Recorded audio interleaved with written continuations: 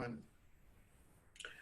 Welcome back. I'm Alfred Lammermont Weber, and this is an extraordinary panel that we're having with Stephen and Evan Strong, coming to us from Byron Bay, Australia. Welcome, Stephen and Evan. Thank you, Alfred, for asking us on. It's a pleasure to be here. And I want to start by thanking you because when we started this a long, long time ago, I think you were the second overseas interview we did to begin with and have helped us a lot. So we're sort of really pleased to be back. Well, I think that your work is monumental, and it's so monumental. I want to share with our viewers the scale. A couple of years ago, one of my brothers gave me a gift, which was the National Geographic Geno 2.0, where you send them a swab and they give you your whole genealogical history. And so I got it back, and it was this big thing. And he says, of course, you, like everyone else, started out of Africa. And audience, please listen to this. We are looking at Stephen and Evan Strong and their new book, The Out of Australia Theory, Between a Rock and a Hard Place, and a groundbreaking worldwide online conference coming July 11th in the Western Hemisphere, 4 p.m. Pacific time, 7 p.m. Eastern time, with Stephen and Evan Strong, our colleague Mary Rodwell, Barry Eaton, Leah Capitelli, our Alien Ancestry, What Comes West. This is out of Australia. Now, you have the National Geographic Society, you have the entire structure of humanity right now. Today's July 4th, 2020, it's US Independence Day. We're talking from Canada, but you know, all sorts of things are happening. And you have the whole of our modern society has a certain point of view. And here you're coming along and saying, no, it's out of Australia. And what's more, the evidence is coming out at you, and you're going to explain it to where you can't even take the evidence out of your house without being threatened by arrest by the government. It's so complicated, and I'm a judge. So I'm going to turn it over to you because it's very complex, but this is. And there is a prophecy here given by the original people from December 21st, 2019, I would assume. That is being, is this being, you'll explain. And so that we are now entering a new era. With the original people, we're entering a new understanding of our position on the planet, which is really going to turn our entire view upside down, because look what the establishment is putting out. They're putting out false information about our origin. So without further ado, I just wanted to give that sort of context. I turn it over to you, Stephen and Evan Strong. Thank you. Thank you, Alfred. Thank you. Look, it's interesting what you said, because when you spoke about the project, the genome project you went through and you were analyzed. Yeah. My wife did the same thing to me, exactly the same thing, and I didn't know about it. Now, she did that because we were getting explicit death threats from original people saying, what right have I got as a white person to say these things? Now, I knew I was original, but I didn't think it was an issue for a lot of different reasons I won't go into. And they did my genome test, and what they gave to me was absolute proof that what they wrote was wrong. I was absolute scientific proof that their theory, when they wrote that, because I got the same piece of information you did, right?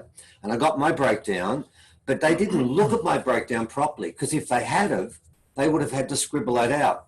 Now, let me explain why. Because my reading was this: I was 4.7% Denisovan. Now, I'm sure you know a bit about the Denisovan genes, but if you're above about 2.3%, you can only be original. That's it. You have to be Australian original, because we occupy that length. Now, I'm 4.7, which makes me nearly 1/20th non-Homo sapien, but Denisovan genetically. Now, I think I'm about the third in the world. Now, I don't look that original at all, but that's not important. What is important is the Denisovans, according to everybody, were restricted through Asia all the way up to Europe. And they've now found evidence of them and Neanderthals walking together on the plains of Europe about 740,000 years ago. They were never in Africa, and of course, never in Australia. Now, what they say is the Denisovan input came into the original genes around 44,000 years ago. And that's what they all say, the experts. But here's the problem. According to all our textbooks, Africans came here 60,000 years ago and then stayed here, and no one got here until Mr. Cook and his boats. Therefore, here's the problem. Why do we have such a massive genetic input of Denisovans in original people who could never have contacted them, and they never contacted us because we were separated all the time? But we have the closest contact of anyone. So how can you have an out of Africa theory where Africans do not have Denisovan genes or Neanderthal genes, and original people have massive amounts of Denisovan genes, which they shouldn't have, Neanderthal genes, and they also have a strand of genes that have never been identified? So when they want to do genes and they send a test to us, could I suggest next time to National Geographic, instead of just doing the computer readout and then just punching them out, have a closer look, go back to my readout, and they're going to ask themselves, why am I 4.7? So to begin with, they're wrong. So what I'd like to do, if we can, is go back to the reason why they're incredibly wrong, because now I'd like to talk about that strand of genes that original people have that is not anywhere else on the planet. And they've looked all over the planet. I think we have about 15 different hominids they've found: red deer, caveman, Homo heidelbergensis they just found. We've got lots of different hominids. There's like buckets of them at the moment. They're spreading all over the place, but they couldn't find a link. And Alfred, I want to talk about what we talked about earlier about the skull now, because we found the link. This is what this is about. We have now got, I have been on site where I am 99.99% sure I can prove scientifically we have found the buried remains of a Pleiadian. Even better than that, I have with me, within about 2 meters of where I stand, not only the copies, but I also have the original bones of another Pleiadian. We also know where 2 more of these beings are found. Now, they are spread between riverine, coastal, and desert communities, spread over 3 states in Australia, over a 2,000 kilometre spread. So if people tell me, as they did to begin with, it's a mutation, give me a break. That's not right. And secondly, when I went to the burial site at the first place, which we'll talk about, this particular being was buried next to another in a burial place. And what happened there was, number one, both of these people were buried with their arms like that and their knees up against their chest, and the being that's a mutation had the front 2 teeth pulled out completely. And I know because I looked inside where the holes were, and that is the same ceremony giving to elders at that site until Cook came. So forget mutation. So when we start this, I have to clear up the naysayers, because I have to tell you, Alpha, they've tried everything they can to deny this is an alien. But as I mentioned earlier, I've sat down with a protege of Chris Stringer, and he's looked at this skull and said it's not a Homo sapien. And I said to him, hang on, I know you wrote a paper that's out of Africa into Australia. And we also asked, oh, how about some carbon dating? He's going, that won't work. It's it won't work. It's way too old. Yeah. We've got to go back. And he's got OSL. He's got an OSL machine in his laboratory ready to do it, except the government stopped him, but we'll get to that. So let's talk about the most important part of this story, and of course that's going to be part of the online conference. What's going on with these 4 skulls? Now, the first thing I need to explain is Evan, we didn't practice. What do you mean? I'm going to hold up now part 1. Evan's going to do it because I'm appalling at this. What I'm going to show you and your viewers is the cast. What happened was, I'll get to the second part. A professor got a series of bones that were dug up in 1953, somewhere near the Murray River, I won't say where, and this woman, they were going to throw them away, and that was a burial site in 53. She grabbed them and eventually gave them to this professor, who went to the Australian government, and the Australian government looked at the bones and said, nothing to see here, don't talk about it anymore. Eventually he gave them to us. Now what Evan's going to do now is going to show you the first part of the model we've had made. If you can, mate, and hold it that way, so they can see the slope. Just hold it face like that. Now, I want you to look at that, ladies and gentlemen, if you can. No, keep it that angle. First of all, there's the eye ridge across there. Then there's the, well, there isn't a forehead. There's no forehead. It goes directly down, down, down like that and goes the way around. You'll see more of the skull later. Okay, now these are casts that were made over 6 months. This took 6 months to put together. The gentleman who did this was the person who did the skull reconstruction for the Australian Museum. So we didn't pick someone off the street to say, can you put this back together? They've never done this before. This is what he does for a living. And he put this together, and yes, you're wondering, where is the forehead? It doesn't have one. Now, secondly, if Evan can now hold that so they can see the crest on the top of that, you're going to have to hold it in a different way. No, you've got to hold it like that. Oh, like that. Right. Now, ladies and gentlemen, I'd like you to put your finger between your eyebrows and you'll find there's a depression. Have a look what this has got. It's the complete opposite. It's got something that sticks up, a peak. That's the highest point. So now we're starting to see some differences with this one, and I'll take you on to the next reconstructed skull in a second.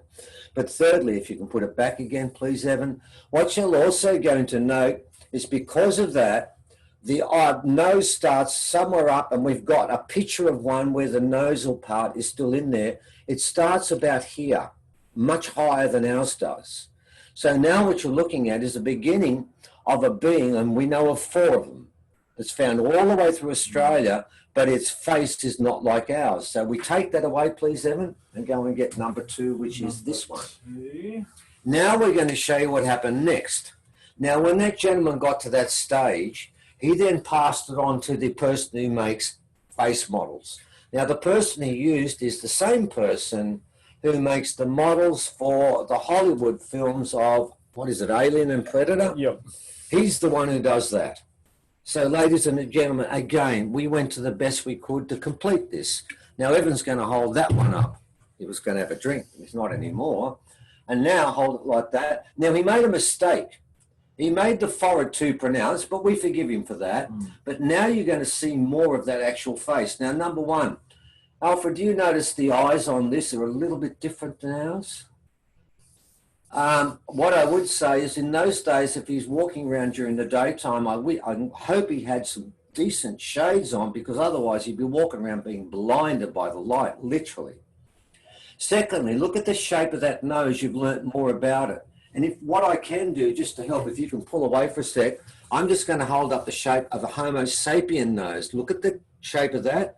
Then go back to that one, please, Evan.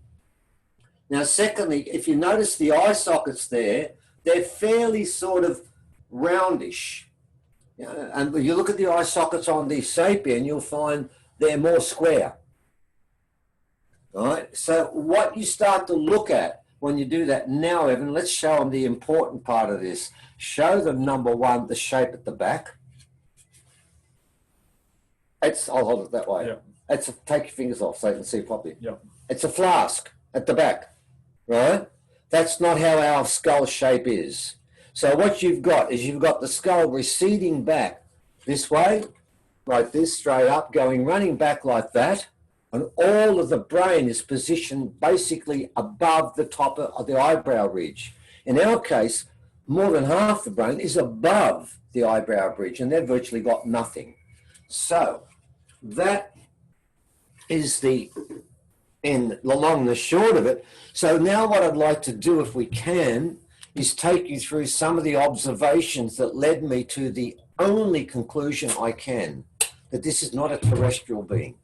Okay, it goes like this. Number one, that being I've showed you, both the professionals got back to us more than once and kept saying the same thing. It doesn't have 3 sutures.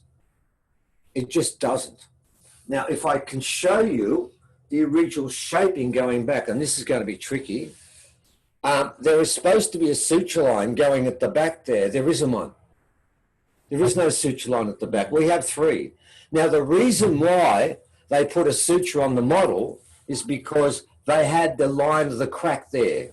But the point is, and it's a very important point, that crack line, our suture up here is on the ascent before it's at the highest point. The crack they've got is way down on a descent. So we weren't even sure that there was 2 going down, and they suspected there wasn't. I can tell you at the other burial site, one of the main reasons I went down there is everyone down there said they have a skull here with no sutures. This is at a different site. So don't tell me this is a mutation, because that was the original reason I went down to the other one. Now, here's the point. Hominids have 3 sutures. Lucy has 3 sutures. Babies have 3 sutures, and they're not joined together.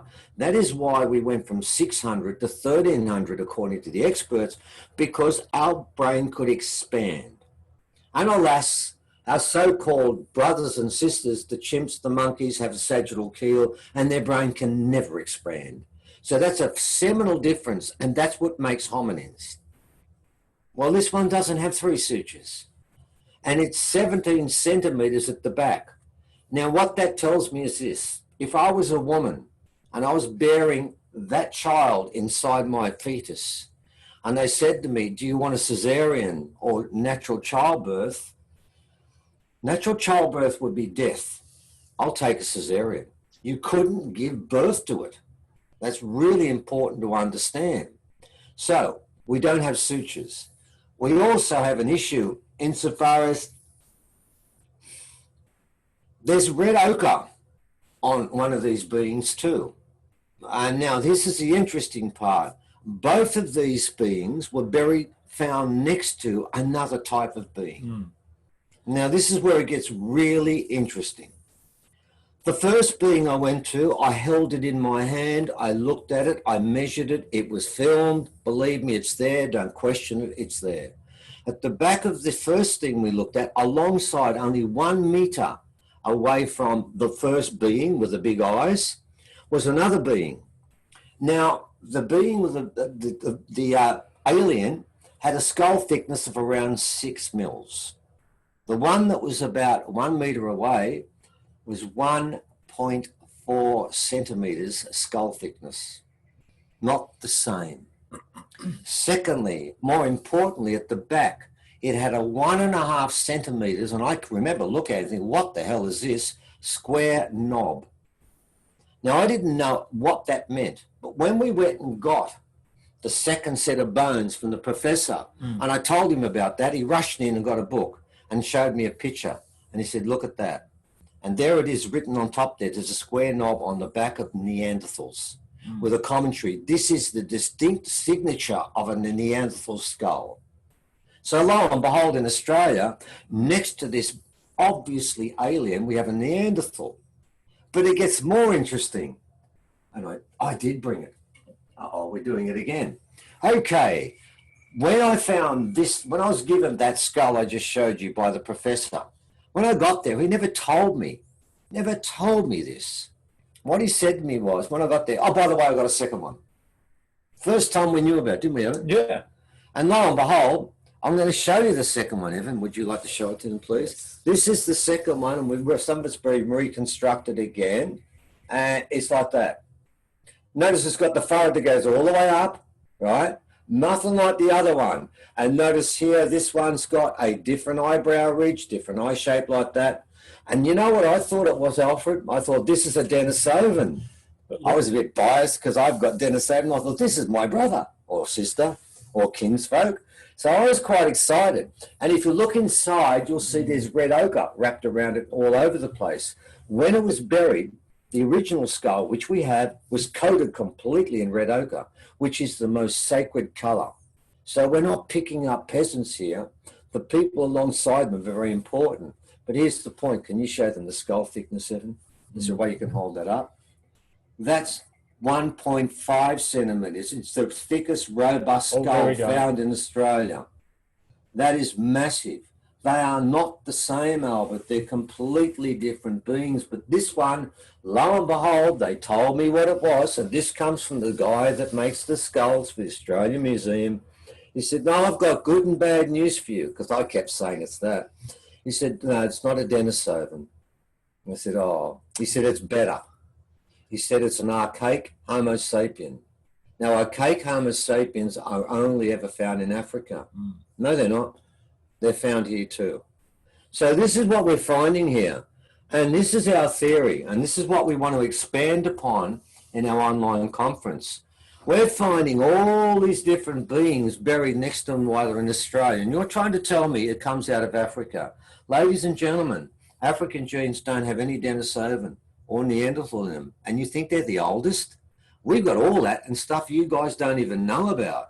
So what we're finding now is absolute proof that when we were talking earlier about this genetic strand, I just showed what it was. There it is there. And if you want to find where it comes from this, it comes from Neanderthal, and you put alien in there. And do you know what you get from that? You get 7 billion beings on this planet. No two look the same. But all zebras look the same. All foxes look the same. And every other animal on this, even all chimps, look roughly the same. But humans don't. And no one ever wondered. And they try and tell us we come from the same family as the chimps and the gorillas, but all their faces look the same, don't they? They do, yeah. And we never do. And they're trying to tell us that nothing else is in these genes that make us so different.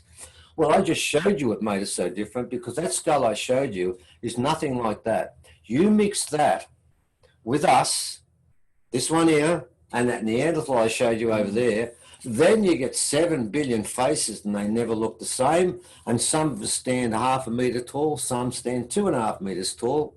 We can weigh 30 kilos and we can weigh 300. So that is why I've got numerous letters from the government threatening to put me in jail and large fines as well. Oh, millions, $1 million fine, 3 years in jail, many, many times over years. The government knows this.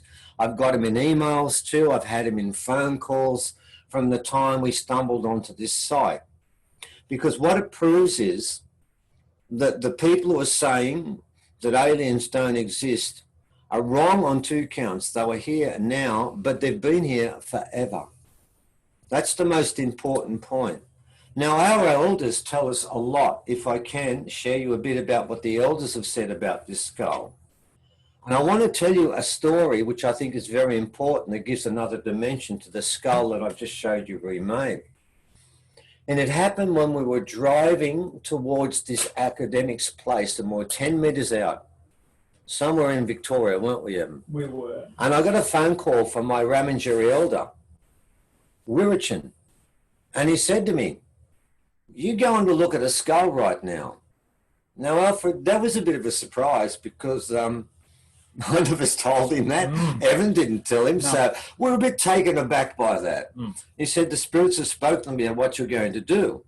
I said, "Well, Wirichin, yeah, we are going to look at the skull." He said, "It's a skull unlike any you've ever seen, except the one there, the one that you saw before, it's the same type." I said, "Yeah, well, yes, that's right too." And I thought that was pretty amazing. And then he made it even more amazing by saying this. It gives you a bigger dimension of what we're dealing with. He said, "I'm going to tell you 2 things about that skull before you get there." He said, "The first one is this. when you get there, ask this gentleman where the skull comes from. And he will tell you it comes from the Wimmera region. Now, that is a small, it's not a state, it's not a county, it's a description of a small area that sort of runs between New South Wales, mainly in Victoria. Probably a couple of 100 square kilometres, right? And it's very small in Australia because we're a big place, right? I thought, geez, mate, you really put yourself out on a limb here. I mean, that's really being specific. Then he said something else even more important. He said, this is one of the sons of Biami. Now, Biami, for Aboriginal people, we don't have gods. We have what are called sky heroes. Now, the first sky hero who came here through the Milky Way, according to our legend, he came here in a ship and he brought his sons.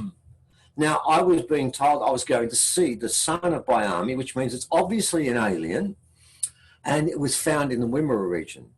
So then what we do is we go, turn up to this professor's place, we knock on the door, opens the door, and he's got the skull in his hand, and I'm not lying, I didn't get to say anything to him. The first thing he said to me as we got past hello is, this skull came from the Wimmera region. And I thought to myself, I think that we might be onto something here before we went any further, because when I looked at it, I knew exactly what we had. So what we have there is absolute proof that Pleiadians were here way back in the past, and they were here at a stage at the beginning of our existence. And what they've done is, I've also been told by elders, I know this to be true, the Pleiadians came here to learn from us and share, and it was a two-way relationship, and people need to understand, according to my elders, we were the equal of them. Yes, they had a better spaceship, and yes, they knew more about how to move in different dimensions and stuff like that, but they came here to learn magic, and we were the experts on that. So people need to understand from the very beginning, this has been a two-way arrangement. So that will certainly be one part of what we're going to talk about. But if I can lead into something, they left messages in Australia about this whole thing, everything I spoke about. And there's two sites, the Standing Stone site, which has, and we won't talk about that one today because I'm leaving that for the presentation, which has 184 columnar basalt, some which weigh 10 ton, that have been put on top of a mound on a 45-degree angle that is massive, and they make a massive story about them coming here. And then there's a place at Carrion, and that's where you have the 300 glyphs. And on that one, Alfred, we have a major, major problem. And that's where this presentation, and maybe at this stage, there's two things I still like to talk about, if it's okay with you. And maybe we need to start before talking about Carrion and why it's important, because it is a message from the Pleiadians. There's two messages that we've got to give you today. And this is what my elders want to do. And the most important message, before we do Carry On, and I hope you can remind me we've got to do it, is that the prophecy that has come up, is it okay if we go on and do that? Sure, absolutely, please. It's very important, and I know I feel like I'm talking too much, but I'm trying to get this through, and I don't want to rush as we do that, because when you talk too quickly, it becomes difficult. But it's very important. This online conference we've done, the one we did before, the presentations we've been doing this year have included the skull, and the skull was found now because of this prophecy. All the objects we have are part of this prophecy that's taking place on the 21st of December 2020 at Uluru for the men, and an undisclosed location, because women's business is not ours, for the women. Now, I have to tell you, the people we're working with are keepers of old way, the old traditions. And very quickly, if I can explain what I mean by that, our elder, Kano, before he passed on, in front of Graham Hancock and myself, and he'll back up exactly what I'm going to say, turned up at a fire pit on the last day of Graham spending some time with us on country, did ceremony, did song, walked back 2 steps with all the ochre across him and disappeared in front of all of our eyes, and then reappeared 50 meters up behind his wife smiling, and everyone here was shocked. Now, we work with people like that when I tell you they're doing this ceremony. So don't think these people haven't lost contact with the past. They have. Now, what I was told was this, and I'm not going to give the full prophecy now, simply because if I do that, Alfred, where's the point of them coming online to the conference? So we've got to try and get them back to safe carry on. But I need to explain the prophecy to make them realize how this all runs together. Now, I got a phone call. I've had this prophecy, and Evan, we both know this is true. Every elder we speak to today, when they talk to us first up and they tell us some site we want to go and do to, we start talking about the prophecy. And what happens, Evan? Oh yeah, that's when they get excited. Yeah, and it's always the same, isn't it? Yeah. And they don't know the other mob that said this. No, they're all... Never cure them. Yep, No. it's all independent of each other. Look, the only thing I can tell you is when this started to begin with, and it's changed over the 3 years we've heard it, because now we're working directly with the people who are doing it. To begin with, we're getting it from second and third hand sources as it spread around. To begin with, the only argument was the Pleiadian ship going to hover or land on Uluru? That was the only thing there was a disagreement on. So how did it start? I'll give his name, Brendan Murphy. What's his original name? Utica? Brendan Murray. Brendan Murray. Is it Utica? Yep. Utica. All right. His great-great-grandfather was the only black fella that was allowed to sign a treaty with the white fellas when they came here. And he signed it with John Batman. He represented Victoria. So his lineage is, he was chosen in the whole of Victoria to sign a treaty with John Batman, who took it back to Sydney, and they burnt it. So there's never been a treaty in Australia. Don't worry about that. We weren't silly like your mob over there, because you had treaties with your Indigenous people. When they got here, no treaties ever signed, so they owned the whole country. Anyway, very clever, the British, aren't they? Yes. Oh, very clever. Anyway, we're getting back to what were we talking about? I lost quickly. Utica's... Utica's, that's right. This is what he rang up and told me. Now, I'm going to give this one in completion and say everything he said is right. His timing is wrong. And we've learnt more as we went along. And I want to talk about what that part, and then I'm going to give you another part when another person came and spoke to me more about this. And that will be enough of the prophecy for now. So it goes like this. He said to me, 2020, and he gave me a date and I said, no, mate, not going to do dates. I'm not that silly. I am now. He was wrong about that. He gave me the date 3 years ago and I said, no, not going to do it. He told me what's going to happen is a Pleiadian ship is going to come here and they can't stop it. And it's going to be cloaked in energy, then turns into crystal when it gets here. And that what's on there is some sort of device with crystals inside it that come from the Pleiades, and that's correct. That part was correct. And it has within it the capacity to re-energize the planet. They've known this was going to happen from the very beginning. And when the original people sung for them, because remember they came here and we have their genes, they answered our call and they were sung some time ago. We do know ceremonies like this have been taking place, and I'm allowed to say this, for at least 9 years leading up to this one. So they've been in transit ever since they were sung across. We know which tribe did it. So then what happened is when they get here, they have this machine of some form. In fact, we are allowed to say what it's called, aren't we? I was shocked they put this up. They put this up. They call it a magic box. But can I make a point? It's not a box like a pirate's box where you open it up and there it is inside the treasure. It's actually, I can say this, it's the crystals are in there, but it's inside a rock. And the rock looks like a rock. So don't think you can walk around Uluru and find this thing, guys, because Uluru is a big rock and it's surrounded by little rocks and you don't know which one it is. And it wouldn't let you touch it anyway if you weren't, because you'd die if you did. So don't even do it. Anyway, the story is this. And this is where it gets quite bizarre, and there's a leap of faith in this, but this is what they all say. That when they get there, they open up the box, they turn it on, and nothing happens. Because the box is symbiotic. It has to feed off humans alone. The energy it needs is from humans to energize the planet because we come from the planet. They can't put their energy in there because it is not symbiotic. It has to come from the beings that are from here. Now, what they're looking for is if there are a certain number of souls in Australia to begin with, because it's, the thing gets the switches here at Uluru. It turns on the world in 2 stages.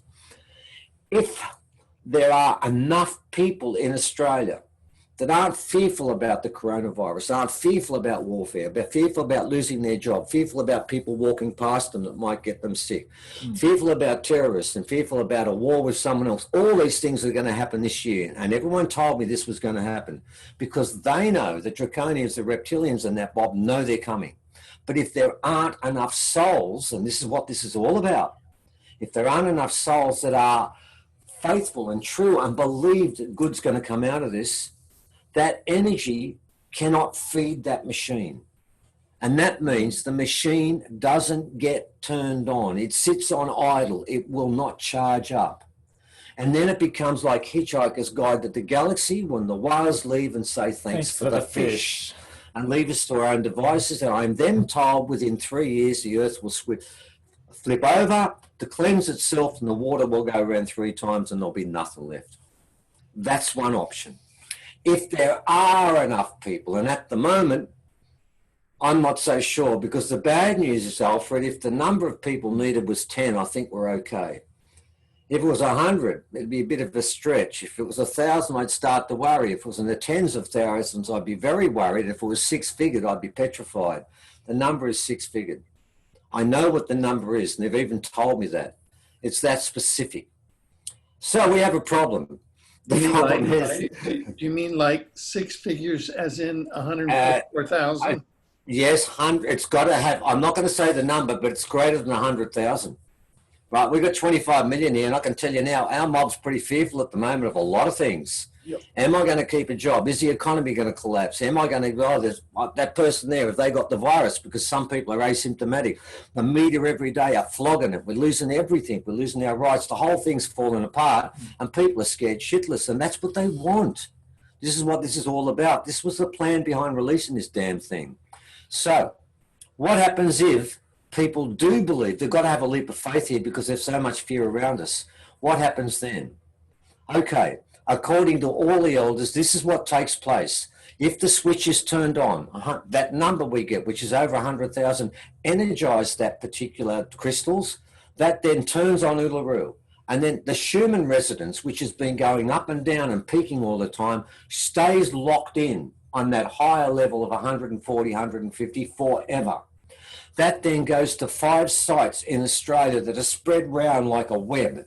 We know one of them is Carry On, and that's what we're going to talk about next. Another one is a Standing Stone site. One is in South Australia, one's in West Australia, and one's in the Northern Territory. And then it goes over, what's it called, Evan? The Rainbow Bridge. The Rainbow Ridge New Zealand. to New Zealand, a 6-1 there. And then from then, it charges every sacred site around the world, and the whole world resonates at 150 forever. That's of the Schumann resonance. The Schumann resonance that resonates, and then the earth will clean itself from within. The magnetic pole will then shift back up to where it was before, and that will all start to right itself. But ladies and gentlemen, there are 2 stings in this tale, according to the elders.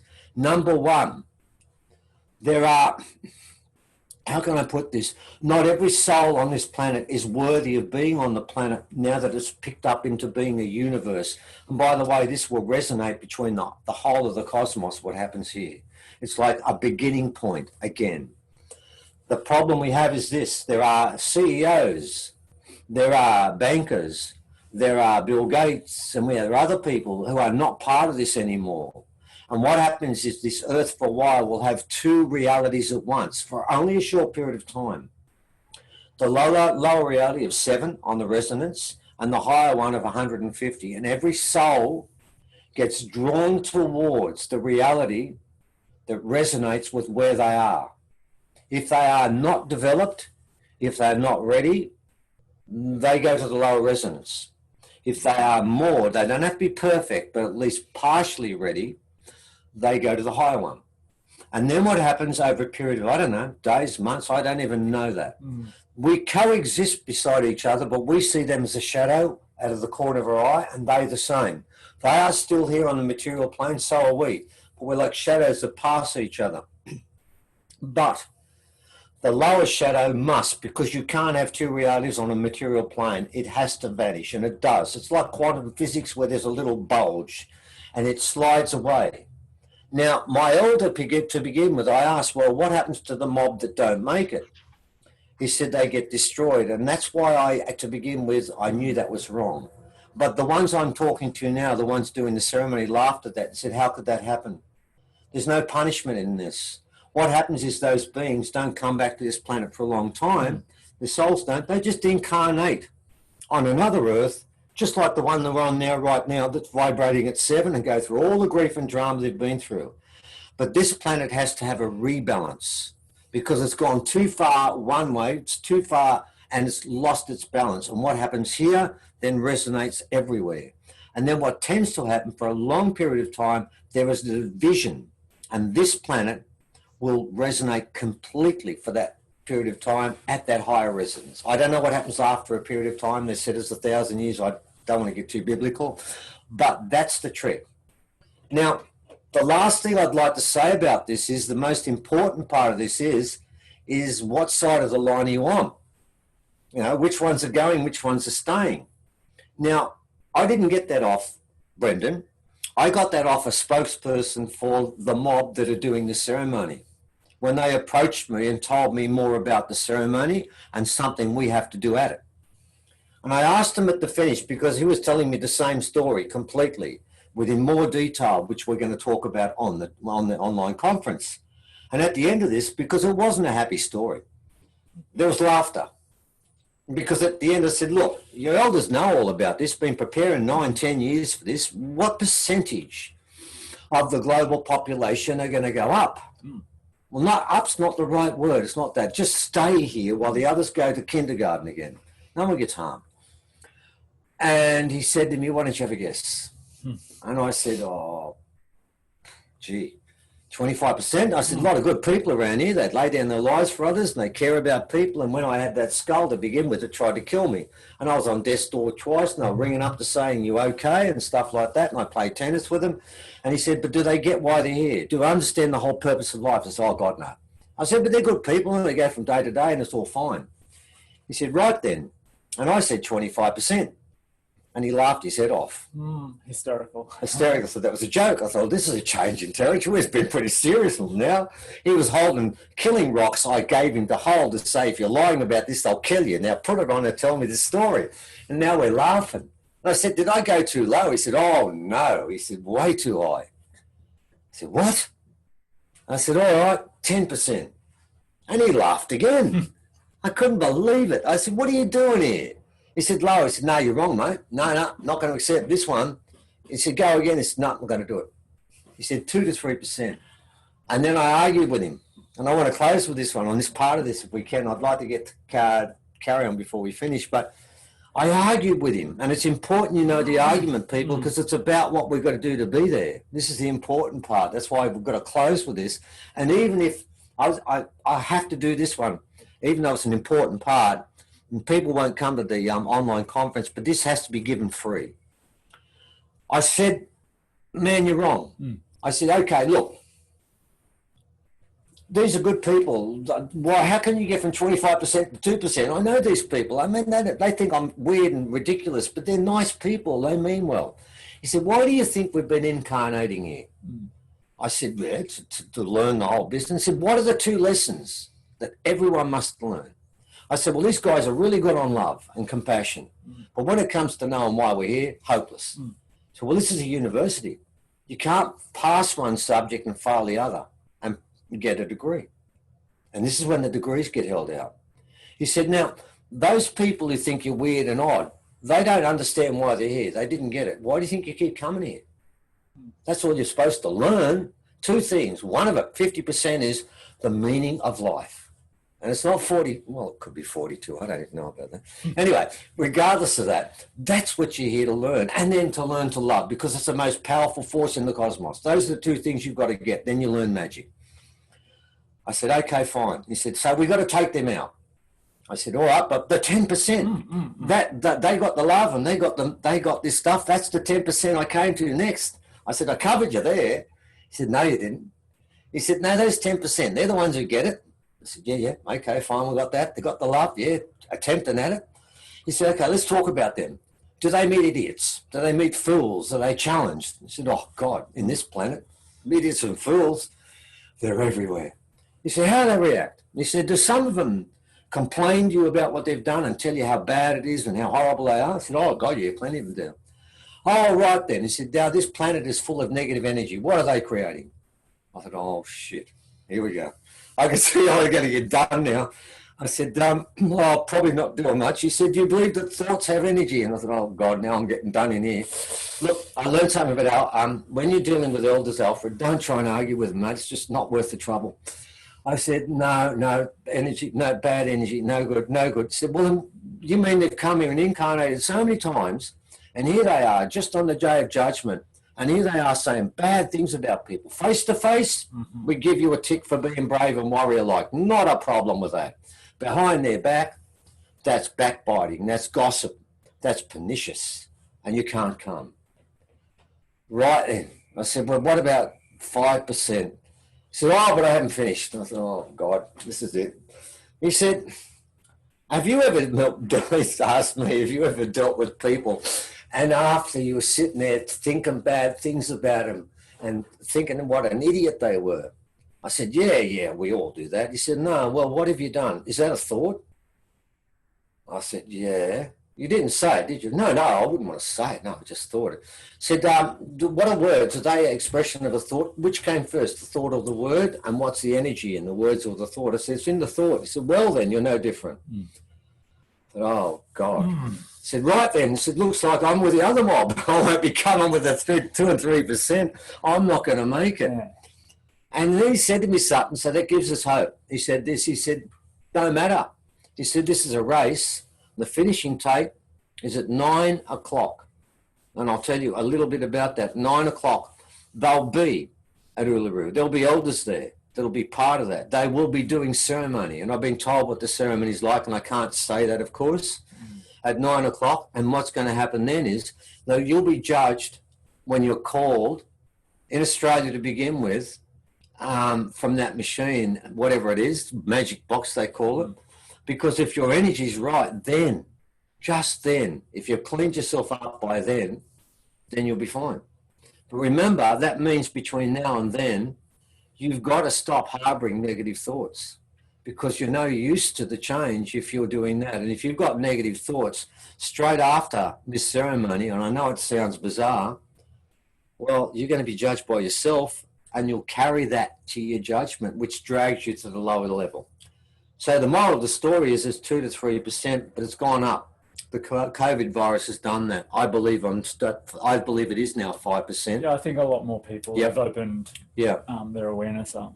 So, and ladies and gentlemen, I know we're nearly running short of time. If I can now, can we go to carry on? Because we've got a problem there, Alfred. And this is where I'm asking you, the audience, to help us. Whether you come to the online conference or not, but you'll have to wait a period of time because we're not complete in doing this. But if you could come to the conference, you'll get this information. The story of the Pleiadians that we've spoken about through all of this comes down to, it's written in 2 places in Australia. And those 2 archaeological sites are also the 2 places where the energy goes to next. So they're doubly important. And I want to talk about one of them, which is Carry On. Because at Carry On, there are 300 glyphs there. And those 300 glyphs, which I was going to talk about in the last conference, we didn't get to, did we? No, we didn't. And I thought today I was just going to do the meaning of these glyphs. And I still will. And they're 300, they've been carved into these rocks there. Eric von Daniken has said the same thing as others. They've all said the same thing because they're supposed to be fake. He said the lichen there is hundreds of years old. The rock work there, you've got perfect circles have been cut in there. And on one panel, it is 88% Proto-Egyptian. On the other 2.5 panels, it is original hieroglyphs. And the whole story is about UFOs crashing the Pleiadians when they crashed, when they came here. It's another part of that story. Now, at that site, it is a sacred site. We've been fighting for it for 7 years. We thought we saved it because it was going to be sold as a resort with 300 houses on it, and it was going to go onto the caves. It was going to go onto the healing table for the women. It was going to go onto the sacred women's site that is considered the most sacred women's site in Australia, and people were going to walk all over. The whole thing was unprotected. It got rezoned and we saved it. And now, 2 weeks after Yukon Gorge, the oldest inline site in Australia, was deliberately blown up and destroyed by Rio Tinto. A week after, a Canberra site, which is the most important site inland there, is going to be turned into a 300 residential gated community with private tennis courts and swimming pools. The Carryong site now, they're going to put in a residential, 70-house residential site that runs to within 200 metres of the caves, where there'll be 200 houses plus relatives plus friends. The site will not be protected. It already isn't protected at the moment. And the region at the moment has graffiti on the cave. It has maticed out pieces of a star chart, which is the oldest star chart in the world. Pieces have been taken away. It's been maticed. It's been dug. There's textures there. It's been cut. The whole place is being trashed now. And they want to move all these people right up to the edge of it. Now, that will mean, and that particular site is a story about, and I can tell you, Laird Scranton has told us the Dogong part of the glyphs in there tell us about the beginning of humanity, and all through those glyphs are 8 glyphs, which the public all refer to as what, Evan? The UFO glyph. UFO glyphs. And they are, the image of those glyphs are exactly the same as the UFOs that turned up at the waters 2 kilometres away at Gosford, that thousands saw in 1990. It was the most witnessed UFO sighting ever in Australia. And the way they were portrayed with 5 arms dangling down is exactly the same way it is on the glyphs. So we know it's legitimate. Now what happens is it's not protected. And now what's going to happen is we're going to have people walking all over that place, and they're going to walk onto the sacred women's site, and they're going to go down to that cave there, where there's already graffiti. And the one thing I've learned about humans is one person graffitis a site with a lovely penis, wasn't it, Evan? Oh, lovely piece of work amongst all this stuff. When one person graffitis a site, others join in. They can't help themselves. No, when one person digs out star markers and matic's the oldest star marker in the world, which is, what is it, 50 metres directly above the glyphs, others will take more to begin with. So we want it protected, they want it developed. We've written up an article to make a proposal, a compromise to say you can have your development, lessen it, and give us a full-time ranger and guides taking people in and out and escort it, and everyone's banned from going in there.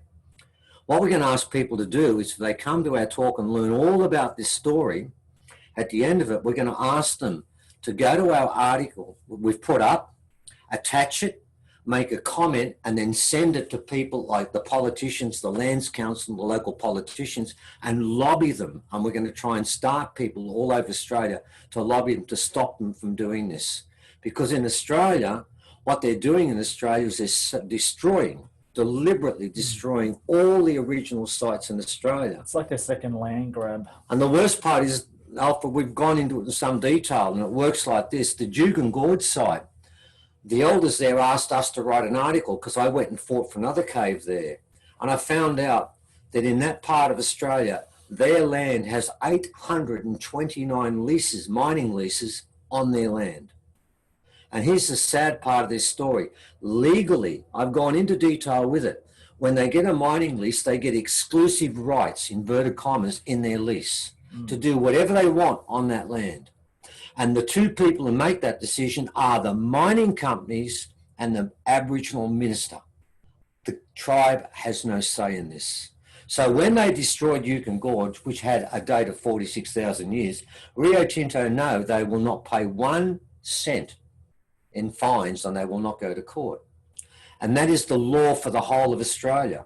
You see, we never had a treaty signed.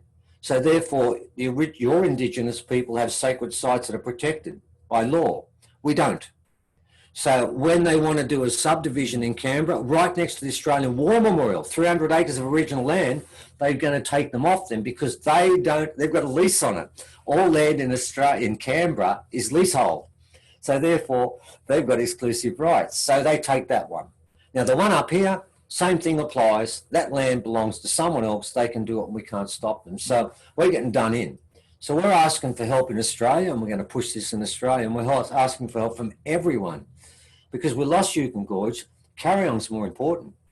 Because it's the truth of two things, that carry on, and if I can close with this, we have two artifacts to prove Egyptians were there and aliens were there. And this will be a nice one to finish with if we've got the time. Alfred, we have absolute proof with an artifact that aliens were at that site. It was given to me by Auntie Minnie Mace, wasn't it, Evan? Yep. She picked it up when they went and did the first interpretation of the site with Ray Johnson, who worked with Dr. Abu Diagazi in Egypt, when they made a manual to read that in Proto-Egyptian, which is the earliest form. She gave me two artifacts. I'm going to tell you, one was a bone. The bone is, I believe, the bone of Nefertari, who died there. I took it to the base hospital and the fractures unit, and they told me it's an incredibly old bone. It got a CAT scan, 6 times the normal dosage for free, and they told me it was human. Right, it was found right next to that cave where there was supposed to be a burial site. I was also given a metal object, which had a complete circular clasp on it. And the top laboratory in Australia, with 38 scientists, and I know the guy that runs it, he's a tennis mate of mine, analysed it for free and begged me to cut into it. Auntie Minnie Mace gave me permission, and this is what it was inside it. 72% aluminium, 3% copper, 24% metals that cannot be found on this planet, according to the top laboratory in Australia. Now, when they tried to drill into it, I was there at the time. And the guy I know, I also played tennis with, got the drill bit and tried to hit that damn thing, and it bounced off. And he looked at Graham, and Graham said to Mark, "What are you doing here? Don't embarrass me." He said, "I used the right drill bit." They had to use tungsten tip. What was that other 24%? Because it was aluminium. Now, what's really important is this, Alfred, that combination of 72% aluminium and 3% copper is not modern. When you do that today, it's 10 to 12%. That type of combination of metallurgy took place 3,000 to 4,000 years ago, when the combination was 2 to 4% would be copper with the aluminium. We had 3%. So we know it's ancient. Number one, goes way back. But number two, it's with Egyptian bones. And as you know, Egypt doesn't have aluminium. They don't have bauxite. But it was worn by him. It was a clasp, a complete circular clasp next to his bone. When the whole thing was taken out, those two things were dropped, and it was found right next to the entrance to the shaft, wasn't it? So we know he wore it. But think of this, 24% of what's in there. Top laboratory in the country. And these guys last week when I was playing tennis asked me, has mainstream accepted that thing? He said, "What do you think?" No way, mate. So we're going to talk more about that on a day, but think what that means. We have two objects there. One which is Egyptian. We know it is, but we can't do a test on it, not in Australia. Number two, we did the test on the other thing, and that's alien. Therefore, that site is a story about them coming here. And on the front part of it, Laird told me, this is genetic splicing, and it is. That's what the panel says to begin with, all about making humans by crossing the genes. And then we've shown you earlier on the skull of that. So that site, to me, is one of the most important sites in the world. The Egyptians know about it.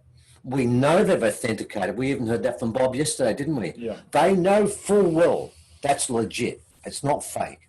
And right now, they're trying to trash it. I also know, Alfred, there was a time in the future, in the past, when national parks and wildlife were given money, a slush fund, and I know this is true, I can say this publicly, to destroy that site. And a person was given that money before it became public to get rid of it. And at one stage, it was going to be used for artillery practice by the Commonwealth government. They were going to blow it up. So, and I can also tell you the head of National Parks and Wildlife said at the beginning, we don't want those effing Egyptians wandering around here. They knew it was legitimate. What they didn't know is the Egyptian panel is probably 8 to 10% of it. The rest of it is a different writing, and everyone knows that. The Egyptian one is in a different writing. You can see it obviously than the rest of it. And that's the alien story.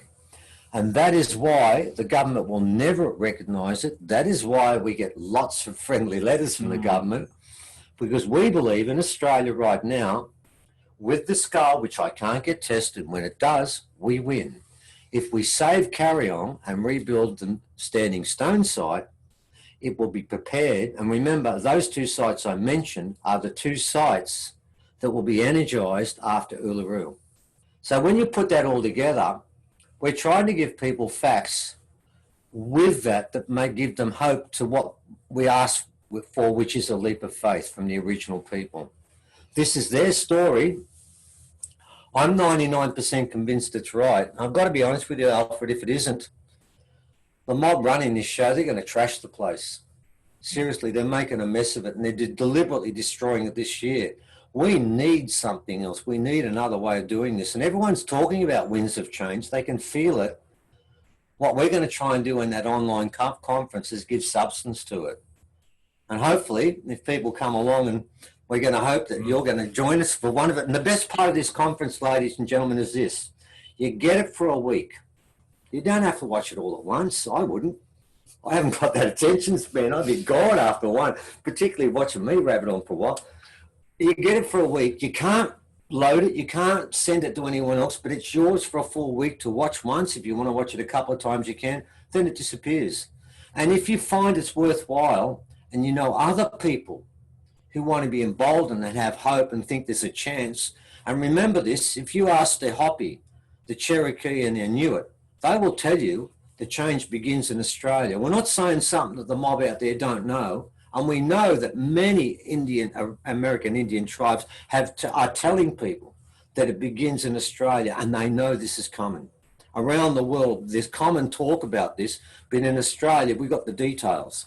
But we're no better than anyone else. All we're doing is turning the switch on the 21st of December, 9 p.m., and Evan and I will be there, and we'll see what happens. And of course, if the switch doesn't get put on, my God, we're going to look stupid, Evan.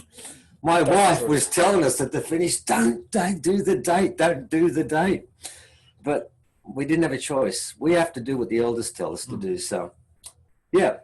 And we're inviting people, A, to come to the online conference, and B, more importantly, join us the other side of 9 p.m. And by the way, at the moment, I'm still having trouble with people that are idiots, Alfred, so I'm still got to do some work on this.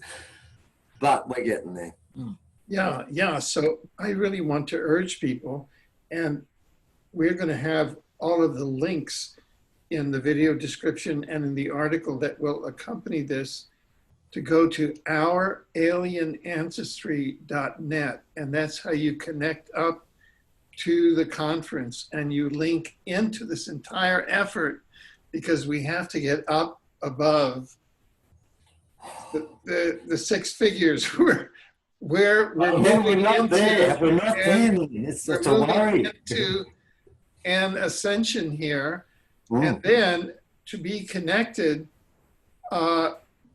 with Stephen and Evan, to go to forgottenorigin.com, because this is really the authentic paradigm of humanity coming forward and bursting in. And it's very, very appropriate that it's coming out now in 2020. And our perspective, and people can go to positivefuture.info, from a time science point of view, is that we're on a positive timeline. I know it's a paradox, but we're on a positive timeline, and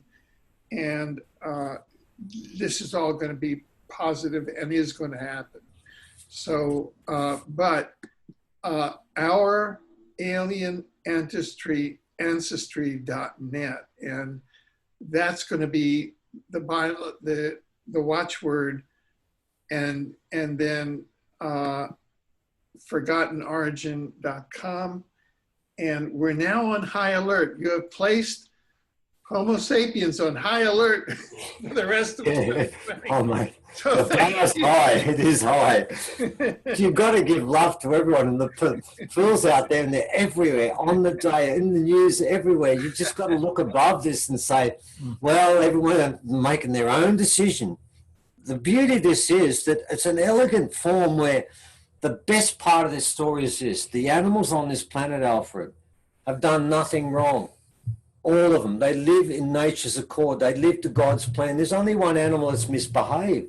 Why should all the rest of these animals that have lived here and it's such a beautiful place be damaged by the whole place being trashed? Wouldn't it be better if we just sift the chaff from what should remain and do it in a gentle way where no one's smashed, no one's harmed, and you have become Peter at the gate? It just seems to me a beautiful solution, because the other one is not.